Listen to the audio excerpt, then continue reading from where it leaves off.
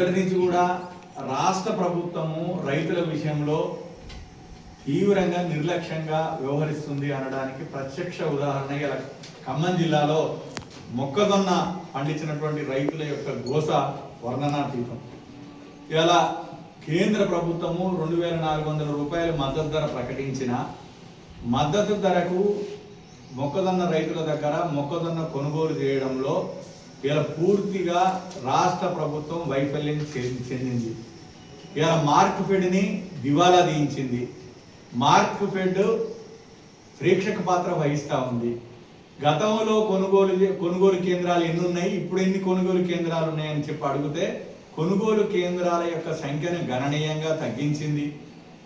ఎకరానికి 26 క్వింటాలు మాత్రమే కొనుగోలు చేస్తామని చెప్పి ఒక కొర్రీ పెట్టింది.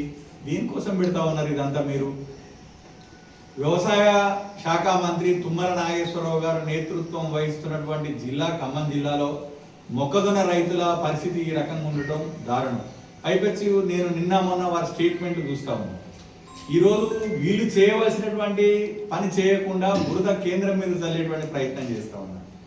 ఇవాళ నరేంద్ర మోడీ గారి ప్రభుత్వం అధికారంలోకి వచ్చిన తర్వాత అన్ని వ్యవసాయ ఉత్పత్తులకు బ్రహ్మాండమైనటువంటి మద్దతు ధరలు ఇచ్చి కొనుగోలు చేయండి అని చెప్పి రాష్ట్రాలకు స్వేచ్ఛ ఇచ్చినప్పటికీ కూడా కొనుగోలులో మీరు ఎందుకు వైఫల్యం చెందుతూ ఉన్నారు?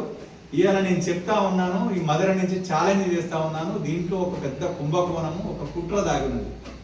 ఆ కుట్ర ఏంటంటే ఇవాళ మార్క్ఫెడ్ ద్వారా కేంద్ర ప్రభుత్వం ఇచ్చిన మద్దతు ధరకు మొక్కజొన్నలు కనుక కొనుగోలు చేస్తే ఆ ధర మొత్తం కూడా రైతులకు పోతుంది. దీన్ని అడ్డుకోవాలని చెప్పి దళారులను ప్రభుత్వమే ఉసుగొలిపి ఇలా కొనుగోలు కేంద్రాల సంఖ్యను తగ్గించి ఇలా 1600కు 1700కు అడ్డికి పావు షేర్ చేసి రైతుల దగ్గర దోపిడీకి తెరదీసింది రాష్ట్ర ప్రభుత్వంలో ఉన్నటువంటి రాజకీయ నాయకులు.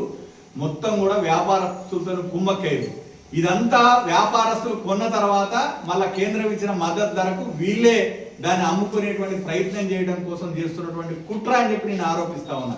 దీని మీద దమ్ముంటే వెంటనే విచారణ జరిపించాల్సినటువంటి అవసరం ఉంది. ఈరోజు కేంద్ర ప్రభుత్వము ఇవాళ 2400 రూపాయలకు మద్దతు ధర ప్రకటించి కొనడానికి సిద్ధంగా ఉన్నప్పటికీ కూడా మీరు ఎందుకు ఇలా మార్క్ఫెడ్ని నిర్వీర్యం చేశారు? ఎందుకు కొనుగోలు కేంద్రాల సంఖ్యను తగ్గించారు?